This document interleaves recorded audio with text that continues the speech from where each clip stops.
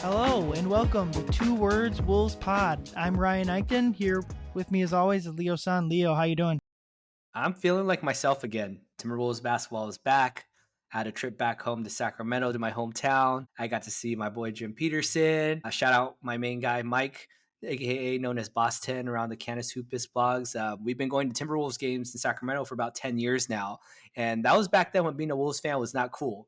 And so we would go to Wolves games, sit front row, chop it up with Jim Peterson and Dave Ben. Shout out Davey, Benzie. And so it was great. It was a great trip. I just feel happy that Wolves basketball is back again. It was a great way to wash a taste of the other season that ended, unfortunately, but we move. Yeah, exactly. And you said it wasn't a good time to be a Wolves fan. It probably wasn't a good time to be a Kings fan either. So it was just kind of I'm sure there was some rough basketball in those games out in Sacramento that you've seen over the years. That's how you know that I'm a true sicko and that I've been here. And I'm not here for the ride just because we're doing well. Like I've watched a lot of Costa Kufis playing for both the Kings and the Timberwolves in my time. Lovely. Well, we're past those days and we can talk about some good basketball. The Wolves did start their season. They are 2-1. Lost the opener to the Lakers. Pretty rough game. They were down pretty much the entire game, really never found their stride in that game. Came back and beat a tough Kings team that does look good. We'll see how good they end up being, a play-in team, a playoff team, who knows. And then they beat a Raptors team on the second night of a back-to-back. And the Raptors looked like it. Wolves kind of played with their food in the fourth quarter, but ultimately we're never all that close to losing that game. So topic one, Howl or foul, Leo? Wolves in a good or bad shape going 2-1 the first week? I'm going with a Howl. I'm really excited that the Wolves are able to escape 2-1. Now, last week I'd said I had full faith that they would go 3-0. I didn't take into account that they would completely forget how to play basketball in the first game of the regular season. There's a lot of standing around, a lot of are the lights on? It seemed like the Wolves players were really getting excited to watch Bronny come back in. Whatever the case was, maybe they got lost seeing like, hey, there's that famous podcaster JJ Redick over there on the sidelines. They just completely didn't really just shot the bed on that one. And so aside from that, it was a great bounce back effort. I was at the Sacramento Kings game and that was great. I'll talk a little bit more about that, but that was a really close way to finish a game against a really game opponent. And then taking care of business against the Raptors, despite, a little bit of late wheels getting a little rickety there at the end. But I do think it's great because aside from a really important game coming up tomorrow, or if you're listening to this today, against the Dallas Mavericks, which will be a great measuring stick against a, for sure, Western Conference Finals contender again. After that, they have an upcoming schedule that's pretty cake. They have the Spurs, they have the Hornets, they have the Bulls, they have the Blazers, a couple potatoes that I think are coming up that really will help them be able to continue to work out those kinks that whatever they continue to see maybe not going well with the starting lineup or with the rotation against the Mavericks, they'll have a couple games to really work that out. So I really like the shape they're in. 2-1, not a bad start at all. What about you? Yeah, it's a howl for me. Just kind of the general math of if you win 2 out of 3, if they win 2 out of their next 3 games for the remainder of the season, they'll be sitting with 54 with the final game left of the season. So 54 or 55. That's going to get them a top 4 seed, I would assume, and they'd have a shot at top 2 maybe, I'm guessing. Seemingly Oklahoma City's going to finish with far more than that. But just if they finish, I think we would take 54 wins right now. It hit their over. They'd get them a first round home series, and you let the playoffs go where they go. So in that sense, Howl, the first game was pretty concerning. Julius Randle especially was pretty brutal. A lot of what the negative narrative around him kind of showed itself in that game. The rebounding wasn't great. The defensive wasn't great. He was a bit of a ball stopper, but the next 2 games he kind of turned it around, so that's been good to see. They did play, I think, kind of interestingly, 2 of the guys that give Rudy Gobert trouble. Anthony Davis especially was awesome in that opener. When he's healthy and when him and LeBron are in games, the Lakers are half decent or to good even, but they obviously miss a lot of games. And then Sabonis often gives Rudy Gobert trouble, and they were able to beat Sac. We'll talk about that game later. Very fun game. And then, like you said, they beat a a Toronto team in the second night of a back-to-back with Scotty Barnes, probably the only player for Toronto that's a regular rotation player. Although I should say that Grady Dick looked phenomenal in that game. Holy cow, he was giving Jaden buckets, everyone buckets. Grady Dick, holy cow. But yeah, 2-1. I think they're in a great shape, and like you said, they get Dallas now. Dallas just beat Utah tonight, so they're probably in the air right now. So the Wolves have a schedule advantage there with Dallas on a back-to-back. But then they get Denver, who is struggling. Denver needed overtime to beat Toronto and lost their previous 2 games. So they're in a great spot. Two good teams coming into town here, but then the schedule lightens up, as you said. Yeah, I love that you brought up Julius Randle taking his time to adjust. That first game was kind of a worst case scenario Julius Randle game. I don't know if it's more fair to say, and it's at the end of the day, it's going to be a little bit of both, but is it more concerning that maybe Julius Randle looked confused? They didn't know what to do out there, that on defense, he was oftentimes kind of looking back and forth, like, wait, who am I supposed to, what's my coverage right now? Or that sometimes he just wasn't even boxing out or getting up and down the court because he hasn't, played a lot of games or a single game between the whole calendar year up until that preseason game until against the Chicago Bulls. So is it an effort thing? Was it a confusion thing? Probably a little bit of both, but we saw him continue to do better and better. And that progression, it's not looking linear. It's looking, pretty good, a pretty good curve in terms of how fast he's picking things up. So, yeah, shout out to Julius Randle for sure. That was a great opportunity to kind of see him grow in that. And yeah, you mentioned Denver as well too. I accidentally omitted them earlier because I kind of forgot that Denver was even in the picture. If you watch any Denver Nuggets games, which I'm sure you have, they do not look good. Their starting 5 is decent. It's a good starting 5. I'll put that. It's a good starting 5. Jokic's doing his thing. Christian Brown's hitting some shots. Jamal Murray's still whatever he is right now. But that bench, that bench is rough right now. And so I can't wait to see Naz Reid, Nickeil, Dante come up there. They should be cleaning up against the Nuggets off the bench in that game. So yeah, I think they're in great shape. Yeah, I mean, it's especially stark with when you look at Denver, but the Wolves bench is going to do this all year. They're going to come up against second units. I mean, there's some teams that can match up. We've talked about Oklahoma City in the past, has players off their bench, but they're going to come in, especially now that they're playing 8.5 guys, basically. They're going to have starting level players on the court, the Wolves are, pretty much the entire game. That is not something a lot of other teams can do, and I think that's just going to, like you said, Naz Reid is going to have games where he just comes in and lights it up. Dante, same thing. He hit a couple deep threes at the home opener. Nickeil has looked great as well. And then they have depth guys, Ingles, Minot, so on, so forth. I just think they're in such a great shape with that bench and just rotating in guys, just waves and waves of guys. Where, I mean, obviously Toronto's not at the level of like Dallas and Denver or even Sacramento and the Lakers, but it was just the Wolves had starting level players, and a banged up Toronto on a second night of back-to-back was rolling out G Leaguers basically, and the Wolves were able to just build and build a lead until they kind of screwed around in the fourth quarter. But yeah, well, good spot. At least now we know that anytime the Raptors are up on the schedule, that we'll have to really zone in and focus in, hone in on Grady Dick, because as you mentioned, he had a great game. He should be proud to be next in the line of the Wes Matthews, of the Cole Anthonys, the straight Wolves killers that we call in Canada's Hoop is the MPEs, the medium player explosions. I have a fair thought that Grady Dick may become the next great Timberwolves killer of all time, playing for a not such a great team. Yeah, I kind of noticed early on in the game, there's always this like trying to get McDaniels out of foul trouble and putting him off ball. Maybe a bit more is the way to do that. And I'm like, oh, he's on Grady Dick. That's kind of playing him off ball. They had Randall on Scotty Barnes, which is probably their best offensive player in the game for most of the game. And so I'm like, oh, they got Jaden off ball. It's good.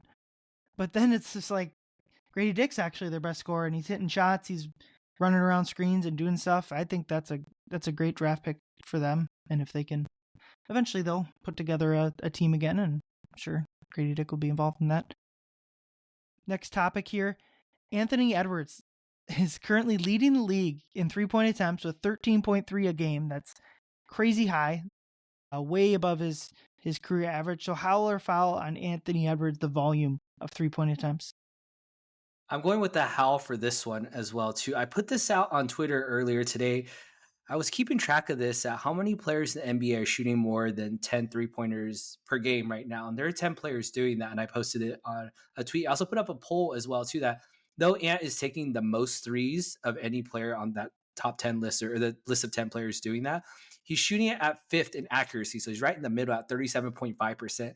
That's pretty high for him. That's a career best for him, 37.5% from three. Now, that said, his overall field goal percentage has a career low of 41.4. Now, obviously, I understand how shooting numbers work. His 2 point, he's taking more 3 point shots. So, of course, his percentage would be lower. His effective field goal percentage and his true shooting percentage are just as low as they've been since his rookie year numbers as well. So, there's a lot of meat on that bone for him to fix things up. But that being said, I agree with I had about 430 votes on this tweet saying, should Ant continue to let the threes fly, or should he mix it up a little bit more with a little bit more mid range, a little bit more paint looks? And about 70% of those votes said that no, keep letting them fly. And I'm with that.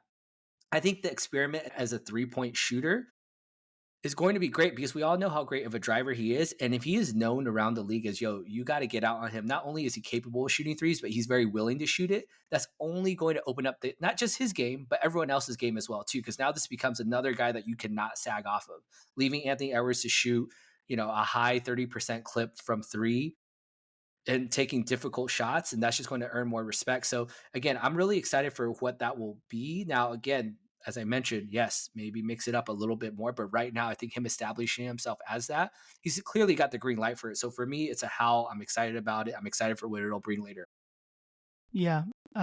It's clear that he has adjusted his shot and it's going to go in more. It looks more repeatable. The jump shot itself looks good. He said at media day, "What have you worked on?" When asked what have you worked on, he said, "My catch and shoot tray ball." I think that's clearly shown itself, and he's taken, to my eye, a lot more catch and shoot shots through the flow of the offense. The dagger against Toronto was a pick and roll with, I believe, Mike and Julius Randle, where Julius catches it on the short roll. He gets doubled, easy pass to Edwards in the corner for the wide open three.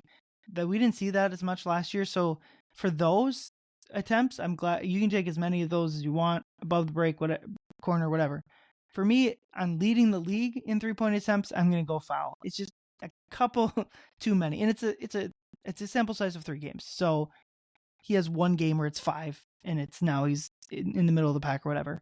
But just he's had a couple more like step backs than I'd like, a couple more kind of contested shots, but ultimately, like you said, he's shooting 37.5% on 13.3 attempts, double basically where he was at last year. I think that's only going to provide value for him and the team. But if they can kind of take out a couple of those step backs and get them to be drives to the rims, or even maybe I don't need them to be mid-range shots. That's not a shot personally I ascribe to, but if they can just curb it just a little bit, maybe 12 a game instead of 13.3. But ultimately, I think the whole team is just going to bomb threes, which is very different from where they were at last year, 19th in attempts. Yeah. I agree with you on a number of points about that. You mentioned about that mid range, that maybe not taking so many. If you recall in that Raptors game, it was when they were about to make their run. The Wolves were up, getting close to about 20 at that point, and it was early in the fourth quarter. I recall that there was a play where I believe Dante missed a pull up three in transition. Julius Randle got the rebound, and Jaden McDaniels was wide open for three. There's no one around him. Anthony Edwards in the corner. He's like pointing with like 2 fingers, pass it to Jaden, and Julius Randle kind of ignores him and shoots a bad shot. He misses. And then the Raptors score immediately off. I think it was like a transition layup or 3 after. The very next play that really started the avalanche of that Raptors semi comeback was that Amp dribbles up and then he immediately goes into his mid post game, the one that we saw so much last year. He tries to back his defender down, a little shimmy shake, and without really taking more than a couple dribbles, he pulls up for that corner bank shot. He looked like Russell Westbrook out there. He clipped the side of the backboard, nearly went out of bounds, and the Raptors came immediately down the way, hit a three. Finch had to call a timeout. And so again, those are I mean, if I'd rather him shoot that shot over a pull-up three-pointer, I'm taking the pull-up three-pointer. But there is, I think, shot selection with Anthony Edwards will be a storyline that will be looked at throughout the year, because last year we're like, wow, he's really worked on that mid-range, right? He's really mastered that fadeaway. He's really mastered that bank shot. And now he's trying to maybe make a point or prove a point that, I got that 3-point shot unlocked too. And so eventually, once he's done with that, when you kind of put all that together, you mix all those ingredients in a bowl, that's gonna be hard to stop. Yeah, that sequence where he shot it, nearly shot an air ball. There's a couple chuckles on Meteor Row, just kind of like that's a little bit too much there, Ant. But ultimately, that game, I think they just kind of let their natural. Every team does it. I think fans think that their team is the only one that kind of takes the foot off the gas, up 20 in the second half, but they were in control of that game. So the shot selection is whatever once they get into a game where because he had great shot selection in Sacramento down the stretch of a close game. So Yeah, absolutely. it's just one game there. Topic number 3 here on Holler Foul. Joe Ingles is the ninth man. They're basically playing an 8.5 man rotation where Joe Ingles plays about 5-6 minutes in the first half. No Josh Minot, no Rob Dillingham, no Terrence Shannon. So just the kind of the 8 guys you'd expect plus Ingles. Holler Foul on Ingles being the ninth and final man in the rotation. This will be our first foul of this episode. I'm calling foul. Joe seemingly played because I felt like there was the struggles that Mike Conley had during the first 2 games. And there was definitely a need for another primary ball handler, someone that could create some shots. Most likely try and get Rudy going. He has that connection with Rudy from playing with them in Utah. And it seemed fairly obvious to me, at least, that Finch was calling on Ingles, not just because he's a vet and that he trusts him, but that I really need you to help get Rudy going because Mike is just not really playing any productive basketball for those first 2 games. And so to me, I'm not saying that Joe is cooked forever. When I look at my game notes from the first 2 games of the season against the Lakers under Ingles, I said, Ingles, why? And then game 2, I said, Ingles, please stop. And again, I don't hate Joe. I really want to see him come. I think my concern for this is it worth investing time and rotation minutes, real minutes right now, to playing Joe Ingles into shape versus giving those minutes to Josh Minot to invest some time into a young player that maybe he could be of a little bit more use. And that's really where my foul comes from. It's not so much that I don't think Joe has anything to offer. Clearly he does. He had a number of great passes that he had. I remember he had 2 great connections to Rudy Gobert in that Raptors game. You take into consideration the level of competition, but still, there's something there. But I do think that there's going to be more of a return on investing into Josh Minot. I'm really seeing like, can he actually play meaningful minutes? And if he does, then we got to work him in. We can't just drop Josh Minot in like he's an 8-year vet or something. So for me, I'm going foul mostly based off the fact that we're investing too much in Joe Ingles right now. Yeah, I agree with most of your points. I'm going to go Howl and Ingles playing mostly because the only role they have left is 5.5 minutes. And personally, if you're going to play the young guys, you got to give them closer to 10 or 12. You're not going to get much development time in that time frame. So if the ninth man's only going to get 5 to 6 minutes, I think it's got to be a vet that you're not worried about kind of playing with their development or whatever. So the question is, could they find more minutes for that role? And with everyone healthy, the answer is just no. Looking at the player minutes, the next man up is Nickeil-Alexander Walker at 21 minutes a game. And Chris Finch has already said, he said this post game, that Nickeil should be playing more. He would have played more if he didn't kind of fall toward the ends of that Raptors game. So the next guy is Naz Reid, 24.7. Nas should probably be playing 30 plus minutes. I guess Mike Conley at 24.7. There could be some minutes without Mike more, but if he's in the game, he's got to play 25 plus minutes. Then it's Jaden, Dante, Julius Randle, Rudy Gobert, Anthony Edwards. You're not taking minutes from those players. Ultimately, the only time left is 5 minutes, and I don't personally think it's worth playing a young guy just 5 minutes a night. Yeah, I get it. I do get it. I think where it was most evident though was in that very first game against the Lakers. It was getting a little bit out of hand, and clearly Chris Finch wanted the guys to battle through and really try. And they did have a little bit of run in the fourth quarter to try and make it closer, but there was just so much energy that was lacking in that first game. And to put a 38-year-old man out there who is still trying to get into game shape seemed like, I don't know if that was the right investment. We need someone that needed energy. We need someone out there that could really, really get things going. And again, we haven't really seen that much Josh Minot in real rotation NBA minutes yet, but I would have loved to see that in those type of games where the energy is low. you got to like create some chaos a little bit. I agree that there should be more minutes for Nas. There should be some more minutes for Nickeil as well too. I believe Nickeil right now, looking at the play-by-play on Basketball Reference, plus minus per 100 possessions, a best plus 18 right now when he's on the court, and his on-off is plus 30. So that's an insane number. And when Nickeil's hitting his shots, we remember that's the Nickeil that we knew early in the playoffs, especially in that Sun series where he was one of the, I would say, 3 or 4 best players for the Wolves. He was doing it all. His screen navigation is Mhm. great out there. He's doing all those little things. And when he's not so concerned about being the point guard too, I'm going to bring the ball up every time and maybe get stripped or maybe throw it out of bounds on a lazy pass. When he's doing the things that he's good at, that's a real player right there. So yeah, absolutely more minutes to them. Yeah. And ultimately, if they have all 9 of their rotation guys for every single 82 games, that is a great problem to have. Right. I So agree. they're going to miss guys. They have an upcoming back-to-back next week with half decent chance Mike sits, or there's just some person with an eggy injury that they don't want to play back-to-back, and that immediately opens up a slot. And I hope that it's Minot or Dillingham that grab those minutes. Next topic here, we talked about this before. We'll touch on it again. Julius Randle has had a great start to his Wolves tenure, at least in 2 of the 3 games. Leo, Howl or foul on Julius Randle's opening salvo with the Wolves? I hate to say it, but it's going to be a foul for me. Julius Randle has not had a great start to his Wolves tenure. Julius Randle has had an amazing start to his Wolves tenure. That's right. I love what Julius Randle has brought so far. And the old, if you're into professional wrestling, Kevin Nash taking off the fake knee cast that he had on and standing Mm-hmm. up. That is me. I am the Julius Randle defender. I have been defending Julius Randle, if you listen to our previous episodes, since back in 2014 before he was in the NBA. That was my guy. And so yeah, we talked about we didn't need to belabor the point. Game 1 was a little bit rough for him. Julius was maybe a little emotional playing back at his original first game he ever played.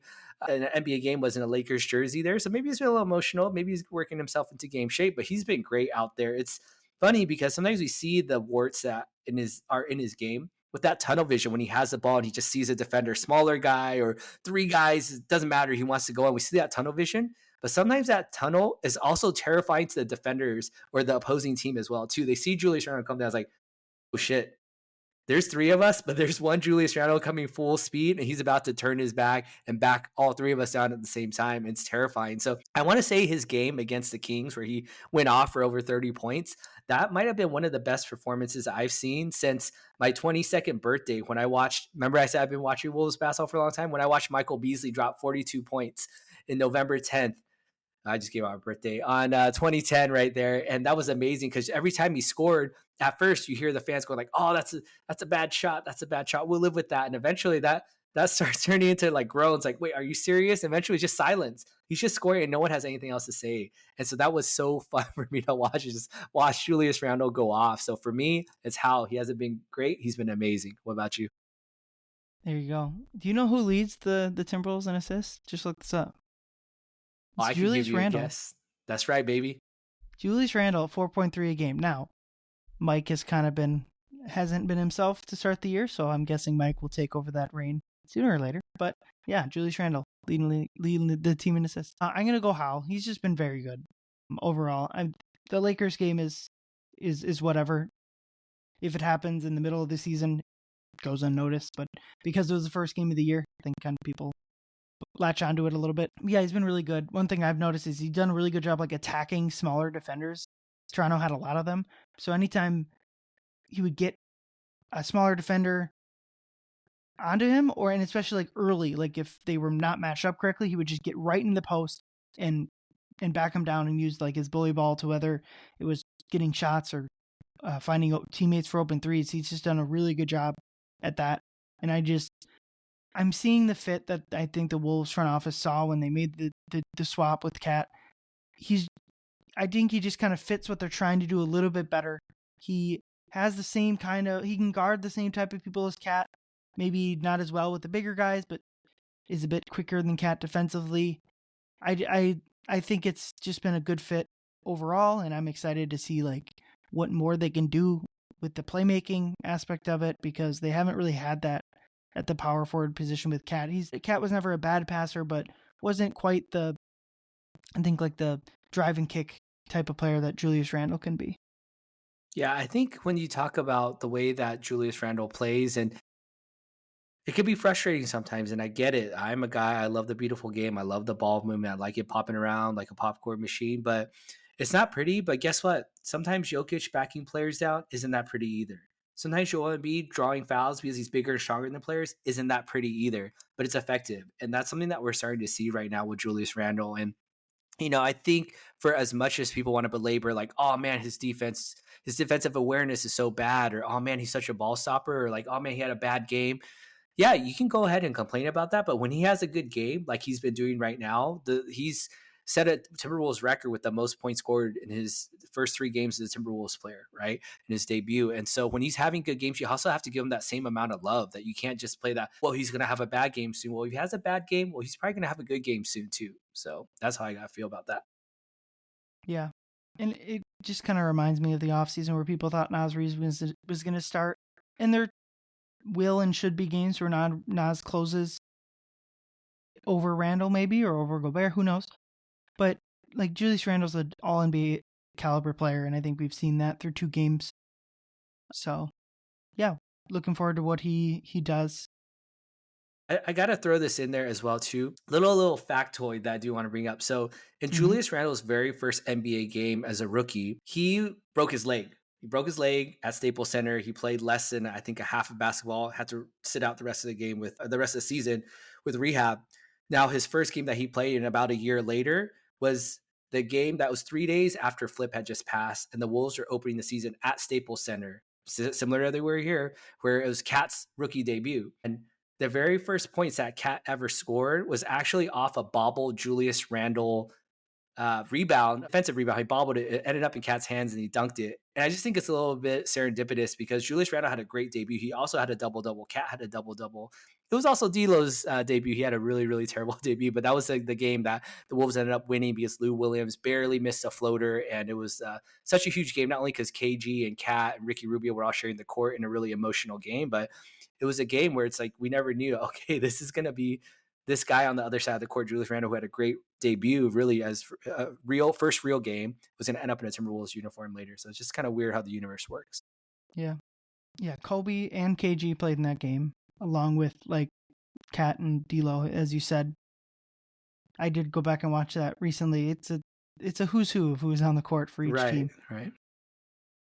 All right, last one. The Rudy Gobert, his contract he had a player option for this next offseason, but before the first game, it was announced that they've come to terms with a contract extension for Rudy Gobert. They have tossed out his player option for next year for a 3-year, $110 million contract. The specifics of that are $35 million next year, $36 the year after, and then a $38 million player option that third and final year.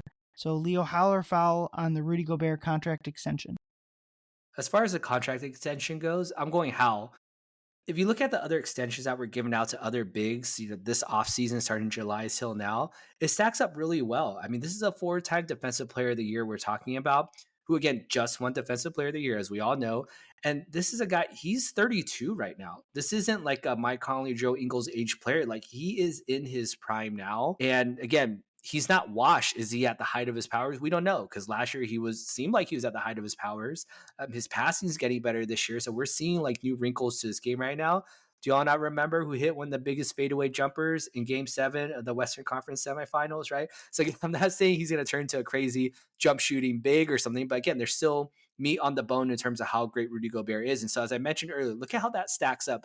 Joel Embiid, when you break it down year by year, Joel Embiid is going to be getting paid $64 million a year on his extension. Bam Adebayo is getting paid $55 million. Now, both of those young players, Joel Embiid, MVP level players, so I understand it. But then you look at Lauri Markkanen, $49 million a year. That's a lot for a player that, has he proven he can win on any level yet? Evan Mobley, 44.9. Again, he's super young. I get the bet on the future, but is that a guy that's Rudy Gobert's?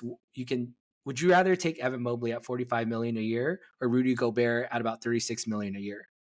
Right? I mean, so again, in a vacuum, when you look at it that way, I mean, you even got guys like Alperen Şengün. I love Şengün. I'm a Şengün. I'm part of the Goon Squad, but he's got $37 million a year. He's getting paid more than Rudy Gobert. So do you think that Alperen Şengün is going to be a better player than than Rudy Gobert in the next couple of years? I don't know. So again, you look at that value. I think that's great. Again, 36 million a year seems like it's a lot, but there's obviously going to be a cap spike in the next couple of years as well too. So it's super team friendly. So it's a Howl. Yeah, I agree, Hal. $35 million for a player really Rudy's caliber next year is just fantastic. If I think like the worry would be like, okay, the Ant and Gobert pairing isn't working offensively if they never find that $35 million is such a tradable number. Like they'll Absolutely. be under in the offseason, they'll be under the second apron. They don't have to like match salary in for one. They can make a trade easier. But ultimately, like that's certainly not their plan. They're gonna keep Rudy. I think the other worry would be like, well, that he's going to be pretty old by that $38 million player option, which is true. There's risk that might be kind of a single year albatross number, but ultimately, like his contract is going up $1.5 million per year. That's about 4%. The cap is going to go up 10%.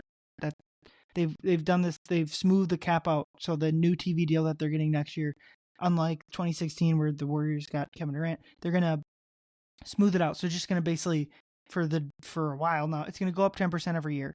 And I think like the extra money they'll deviate to the players, however the business side works. But the cap's going to go up 10%, and Rudy's is going to go up 4%.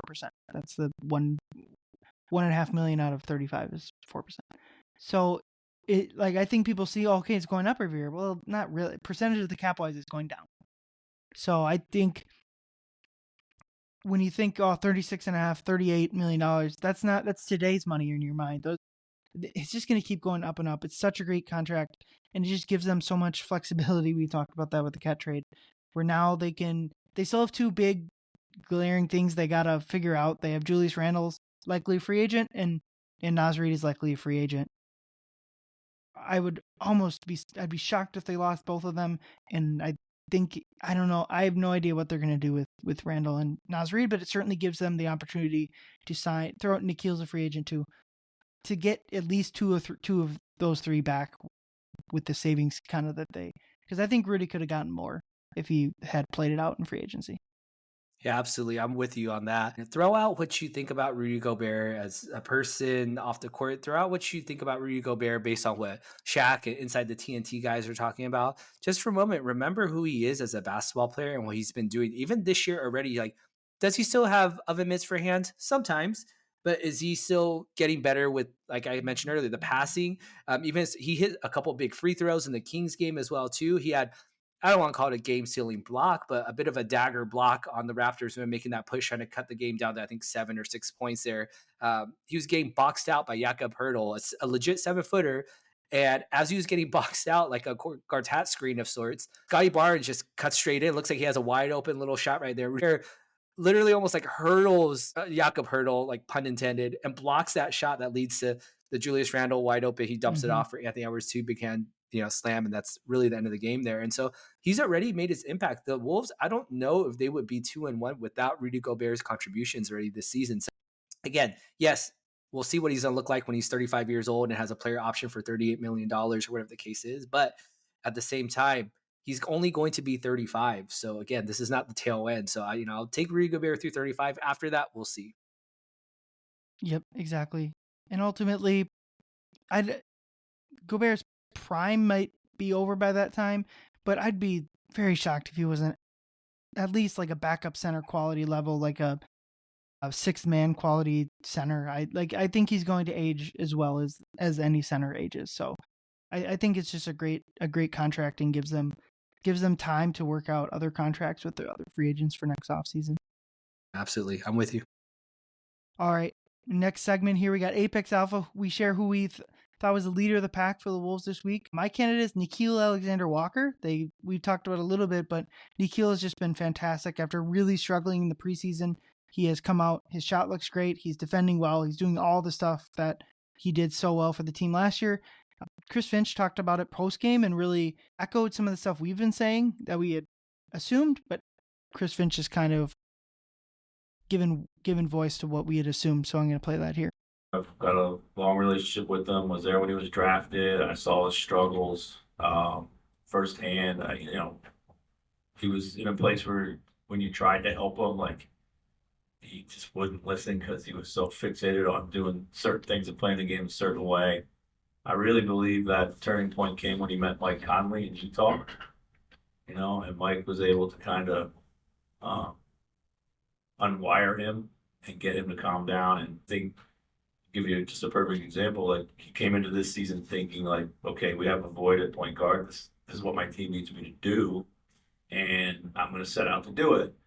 And through the preseason, that was his primary focus. And we just said, that's fine. We appreciate that. We have a lot of guys who can play point guard right now. You got to get back to doing what you do best, which is being like, an offensive initiator, but getting off the ball and making shots. So it's no coincidence his shot is going in at the moment and it didn't go in the preview because he's just kind of unfettered his mind from having to think about how to set up everybody, which is not really natural to his game. So he's smart. As soon as you have that conversation, it clicks. But a few years ago, he would fight you because he just wanted it so bad. Yeah, so I think that's just so intuitive about what Nickeil has done with the team, where we talked about in the preseason, hey, can Nickeil play point guard? We noticed like they're trying to get him to play point guard, and it sounds like what Chris Finch was saying. It wasn't us. It was him trying to fill that void that we had, and it just didn't work out. Like we had discussed, we just didn't think it was working out either.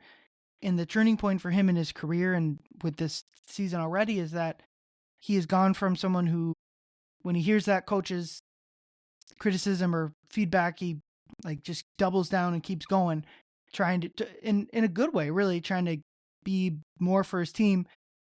But now as a vet and getting to know Mike Conley, he's kind of when that comes, he's been like, okay, I do need to get back to what I am doing well. And it's cool to see. I hope Mike can do that for Rob Dillingham too, who we kind of talked about is not playing right now. Those two, their lockers are right next to each other. So I think Mike can be that vet for Dillingham as well. But I think it's just so cool that Nickeil has already kind of realized that the backup point guard thing really isn't going to be his role, and that he's already right back to doing what he was last year. Yeah, Ryan, I don't know how happy that makes me that Nickeil-Alexander Walker is your Apex Alpha, because he's a guy that hardly asks for credit, is hardly trying to make it about himself. Ever since he's been here, he's just been nothing but grateful, and being able to listen and being able to have self-awareness, that's a skill. And even as an athlete, I think sometimes that's difficult because you can get so used to being so dominant at what you do and you train your entire life to become great. Probably spend every minute of the summer working on your ball handling and being rehoning your skills to be a lead guard, a lead ball handler, and to be able to be aware enough to say that maybe it's not good enough, but that, hey, I could be of more use to this team right now if I do the other things that I've already been good at. And so I love that, and I think, again, I don't want to think too far into the future about what his role will be in this offseason if we're going to have the money to afford him. But I've said this before, he's been one of my favorite players on the team all year, one of those unsung heroes. And I love watching him play. He's just always battling on both sides. And he does so many things so good. So I'm so happy about that for sure. Yeah, and I will say, like, as far as post game press conference, or that was pregame press conference go, that is as good as it gets from a from a response. It's not that Finch isn't willing to give you good stuff; he always is, but that is like a feature level interview that you'd hope to get one on one. No, that's a really insightful answer, and it's interesting that we had seen that like ourselves, like he's trying to play point guard, it's not working, and kind of similar to Dillingham in the summer league where they were trying to get him to, or maybe it was who knows who was doing this, but getting him to dish around the ball, be the playmaker until kind of the final season and into the preseason where they just seemed like, okay, do what you do best. Let's get you scoring some buckets here, and the playmaking will come. So I think it's interesting to hear that it was like a career long thing for Nickeil, where his early season when he was in New Orleans, and it took until Utah, Mike Conley, to really find that career defining skills that he has now. Yeah, who is your Apex Alpha this week?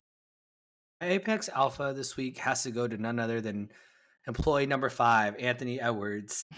When I was at the Kings game on Thursday, there was a familiar feeling that I felt now, and I've gone to quite a few Wolves games here in California, so they've always been the away team, obviously. And there's a palpable fear in the arena when it's a close ball game and he has the ball in his hands.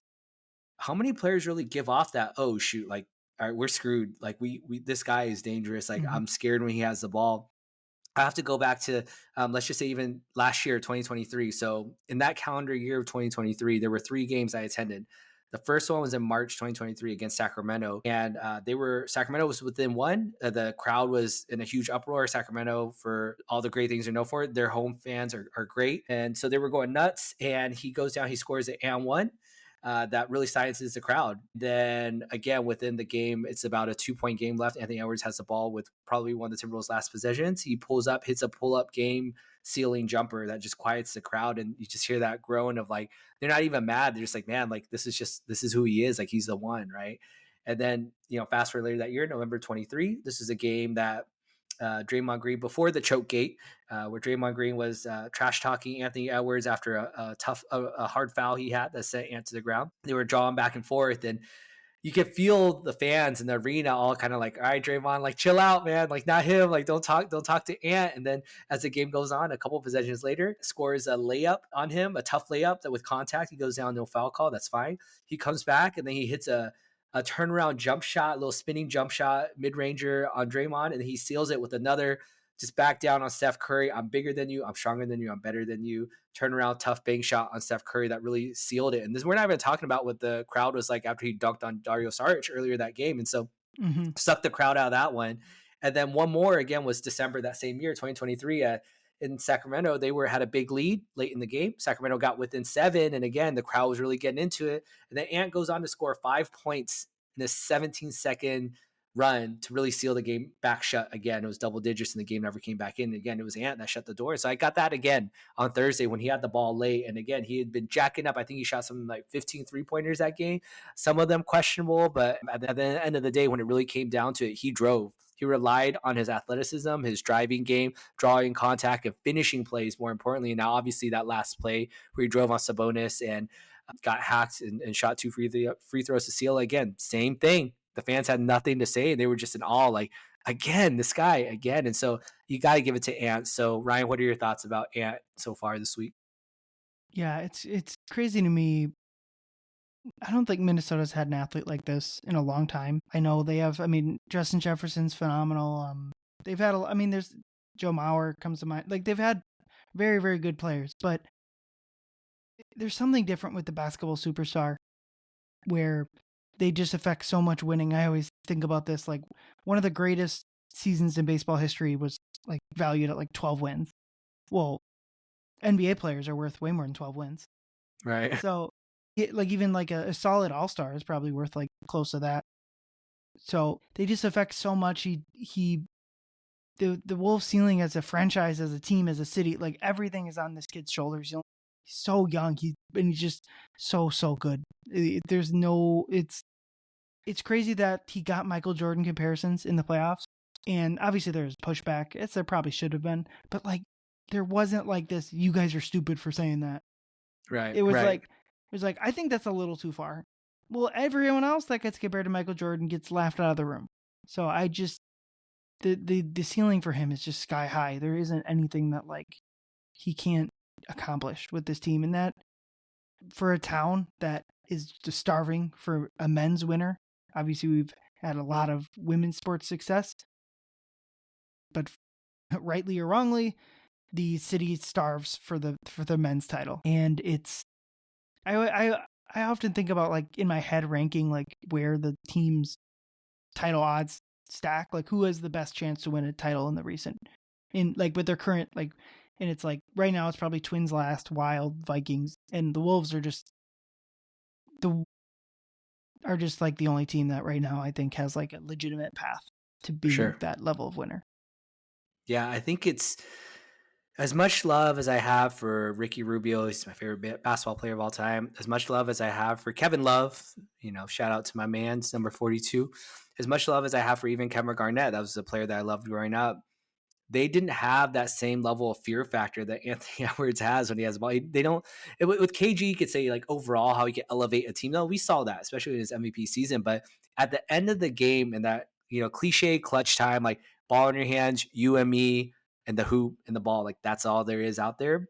I don't think the Wolves have ever had a player like Anthony Edwards where it's like, yo, like it's him. You could say maybe Jimmy Butler, but I mean, we barely got a sliver of that for, again, he wasn't that same level and he was hurt. And again, he wasn't that much of a shoot first kind of guy that Anthony Edwards was. And so that threat of him being out there, man, that's a different feeling. And that's a new feeling, I would say, to a lot of us Wolves fans. Yeah, I mean, isn't Ant's already like the best guard the Wolves have ever had, right? Already? I don't think it's even close. But like, who's Like next? Kendall Gill, Latrell Sprewell? It's probably like Steph, right? Steph Marbury? Yeah, probably. Yeah, and that was early Steph too, before he really took off. Right. So this franchise just never had this level of guard. I mean, Rubio had some fun moments, but I mean, obviously he was never a scoring player like at an all-star level. But yeah,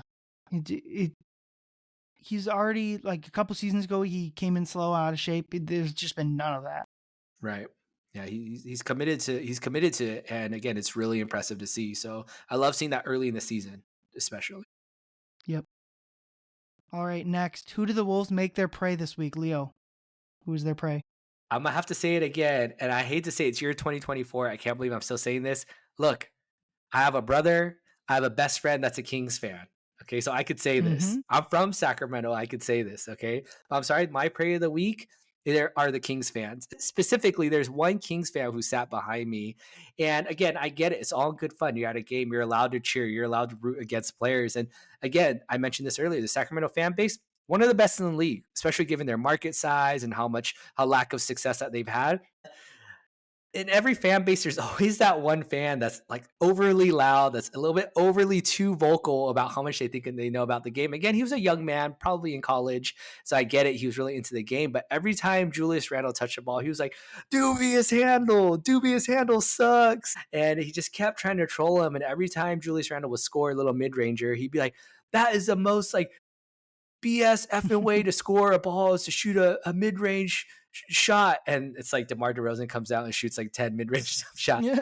And so it was just quite funny just seeing him absolutely, again, just disappear from the game. And he was just in disbelief as Julius Randle just dropped bucket after bucket after bucket on them. And it was so funny to see because, again, at the end of the day, they were doing a Chick-fil-A giveaway during the timeout. They were dropping the little parachutes with the little Chick-fil-A things on, and they were coming around. They weren't really in my area. I was somewhere in the lower level, like diagonally across on the baseline. And then finally, you see one that drops and starting to float towards us.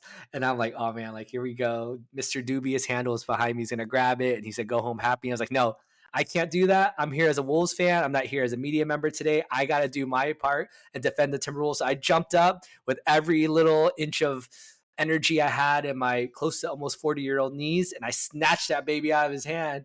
And then before I could get hassle-free, I gave it to my brother, who was a big Kings fan, wearing a De'Aaron Fox shirt. And I was like, all right, you take it because I'm not about to get jumped in my hometown right now. But yeah, so Kings fans, you're my prey of the week. How old is this person behind you? Like 12? I just imagine you stealing Chick-fil-A from a 12-year-old. Yeah, that's in my head. It felt like that, and it felt great actually. It was like a teenager. No, he was like probably college age. Oh, okay. He was probably like, he was probably like in his late teens, early 20s, maybe. I'll give him a little credit. Okay. He can buy his own Chick-fil-A. Yeah, he'll be fine. All right. My prey of the week, small defenders, Julius Randle, all game long, both in Sacramento, who didn't have, that was like a big thing. Sacramento just didn't have a defensive option for him. Keegan Murray was just too small. And then, like, I think they had DeRozan on him for a lot of the time. That is just not, we watched them play the Lakers, and I think the Lakers are kind of a bit of a matchup problem for the Wolves. Davis is a very good player, and I think Sacramento is a good matchup now for the Wolves now that DeRozan kind of slows them down a little bit, and Julius Randle's just a perfect kind of fit to attack them, and that I think that's going to be a thing all season long, where the Wolves are just going to be able to find matchups against any team. Like maybe there's a matchup where they just need to score, and they're going to close games without Rudy. Maybe there's a matchup where Naz Reid makes more sense instead of Julius Randle. Maybe they go big, but they can go small. They could play Julius Randle the center, or Naz. Like they just have so many. Maybe they break out that three big lineup they play. I would love to see like an Ant, Jaden, Naz, Julius, Rudy lineup. I don't know where it would make sense or how, but that'd be fun. But I just think he's going to be a mismatch problem for a lot of teams. Yeah, I think I agree with you 100%. And those poor, smaller defenders, I mean, you look at how Julius Randle dominated the Kings. He scored 33 points on 17 shots. That's pretty crazy for a guy that many label as inefficient. It was funny because after the game, Mike Brown, the Kings head coach, was complaining, not complaining, but he was just kind of lamenting about how, Julius Randle shot, I think it was like 5 of 6 from three or something. He's like, we live with that because we know he doesn't shoot at that clip. But at the same time, Domas Sabonis hit 3 3-pointers too, which I don't know how many times that's ever happened either. So, you kind of take that with it. But again, yeah, those smaller defenders, it's just so funny to watch them kind of flail. And we've talked about this, and it's been a common storyline or narrative I've heard out there too, is that even though Cat is taller than Julius Randle, sometimes he doesn't play bigger than Julius Randle, right? When he has that post up, that was the worst kept secret in the league, was guard Cat with the smaller guy that could get under him, and Cat will swing his elbows or get a little out of control, or lose his center of balance. And Julius Randle's the complete opposite. Like, he knows how to effectively use his off arm to protect himself and to give a little subtle push off, but not enough where Cat does it. He gets called for offensive foul like 75% of the time. So again, seeing that is just so cool to be on the other end of it, where it's like, oh, cool. So we are allowed to post up now. So I love it. Yep. Yeah, I think there's a lot of stuff we've gone over before where Cat does a lot of different things than Randall, and probably in the aggregate better or whatever. But this is like one very specific thing where I think Julius Randle is going to be so much better than Cat, where they can't guard him with smalls like they did. Like Nick Batum was who the Clippers always put on. If Nick Batum gets swallowed up by Randall, and if they do double, which teams are going to have to double Randall, he's shown such a better ability than Cat, which Cat has just struggled with double teams his entire career. And it stinks because he's a great post player. And so if he could figure out the doubles, that would unlock whatever team's offense. But Randall's just done such a better job of, when teams bring two, simply making the right play. And it, like I mentioned, the dagger against Toronto, you guys can go watch it. It's at Ant 3 late in the game, where he gets doubled. It's an easy play. It's a poor defensive rotation for Toronto, where they bring the one pass. Ant is one pass away. So, but I think that's going to happen a lot, where teams are going to double, and he's going to make the simple right play. And the Wolves just have enough offensive talent where the minute that teams get in rotation, they're going to be able to, with their shooters or with drivers, just swing, and get open looks. Yeah, it doesn't always have to be the sexiest move. And we talked about this earlier, where again, not very many bigger Cat supporters than myself out there. But again, you think about that Raptors play where he hit Ant in the corner for that game sealing three kind of thing, where how many times do you think Cat gets that ball, instead of just making that easy, turn your body 45 degrees and just launch a two-handed pass at him, that Cat throws a behind his back, one-handed like hook pass, and it goes sailing out of bounds instead, right? And so again, that was something that happened in Julius Randle. Sometimes when he does get that double team late because he's posting up a smaller, weaker defender than him, when they collapse, we saw a ton, especially against the Kings, where he'll jump up and he's kind of like a, no pun intended, but like a cat in midair, where he's kind of twisting his body as he jumps up, and the defense kind of collapse on him, and he tosses out last minute, just squirts out a pass right on target to the right player that's open. And again, it's not pretty, but he kind of lands on his feet and gets the ball exactly where it needs to go last second. And so, will that be scouted out? Sure, I'm sure it will. But at the same time, the early returns are good. Yeah, it's been a fun start, and I think the Dallas matchup is going to be another interesting wrinkle. The team that kicked him out of the playoffs last year, so it'll be another. We'll see what Dallas has on a second night of a back-to-back. It's early season, so they should have energy. But all right, we'll move on to our last segment here. 2 words, where we give our 2 words to describe the current state of the Wolves. Leo, your 2 words. My 2 words are buckle up. Buckle up, Wolves fans. The Wolves' 3-point attempts per game have gone up from, they were 23rd in the league last year at the end of the regular season, 23rd in 3-point attempts, and they're all the way up to 5th per game right now. And again, small sample size, we get it. That being said, the 3-point percentage, they were 3rd in the league last year at the end of the season, and now they're down to 12th. So again, that's not a huge drop off. And again, they're shooting, that many 3-point attempts at a great rate, then sure, that's great. But I say that because I say buckle up because there's going to be some wild swings from game to game if this keeps up. If they're continuing to fire away that many threes and the Ants firing, 13 plus threes a game, that there is inevitably going to be some variance on that. There will be games where we're going to look like the Boston Celtics in game one, where everyone's hitting threes. Dante's hit 5 threes. Nickeil's got 3 threes. Mike Conley's got 3 threes. Julius Randle suddenly's got 4 threes, right? Where we'll see them like, dude, we look unbeatable. And then there's going to be some games where we're cold. And then we're reverting to, okay, what is our offense doing? Because our shots aren't hitting, right? And so it's going to be a long season, but I think as long as we're able to ride the ebbs and flows of it, the West has already had some unexpected twists and turns right now. We mentioned about that earlier. Currently, right now, as we're recording, the Lakers are locked in it with the Suns right now, but they've had a really good start to the year, however that game ends out. The Clippers, too. Everyone thought they were going to be a lottery team, but they've played really, really well. And a lot of credit has gone, I think, is Jeff Van Gundy now, who's, on the coaching sidelines there, who's really managing their defense and turning them into a really great team. They locked up a lot of teams. And we mentioned earlier, too, you did, about Denver, that they're really struggling right now. So there's a lot of twists and turns. So buckle up. It's going to be a wild ride. Yeah. Yeah, the 3-point shooting is going to be nuts. They're going to keep bombing. I don't think this is like an outlier 3-game stretch. I think they're going to keep shooting. And I know some older fans that might make them a little bit more perturbed, but I think it's overall going to be good. If you thought the TNT crew didn't like the Timberwolves before, get ready to learn 3-point attempts, buddy, because right now I can't only imagine what Chuck and Shaq are going to say about watching the Wolves jack up threes so much right now. What are your 2 words, Ryan? Yeah, my 2 words, long season. There is a long way to go in this one. They have 79 more games. That is 3,792 game minutes left in the regular season over the next 167 days. I know it's like we make content around this team, so we're as like into it and wanting to latch on to every single meaningful thing. And there's certainly a ton of stuff that is meaningful, but ultimately we've got such a small sample. We've got so much left. Like we gotta breathe. And there hasn't really been a crazy game. Obviously the Kings game is close. Like it's been a pretty normal start to the year, 3 games in, but I just think about like 167 days is a long time. And that's before like the real playoff season even starts. So I just think you gotta take the good with the bad. This isn't football. The football season's still going on. People love to, one loss means everything. The Vikings lose to the Rams, and now they're the worst team ever after starting 5-0 or whatever. This isn't football. If they lose a bad game or whatever, they got plenty of time to recover. Well, that's where we're going to wrap it up here for this one. Looking forward at both our schedule and the Wolves. We got Tuesday night versus Dallas, Friday night at home versus Denver, and then second night of a back-to-back in San Antonio. So 2 good teams, 1 less good team that's got a generational sophomore player in Wembanyama.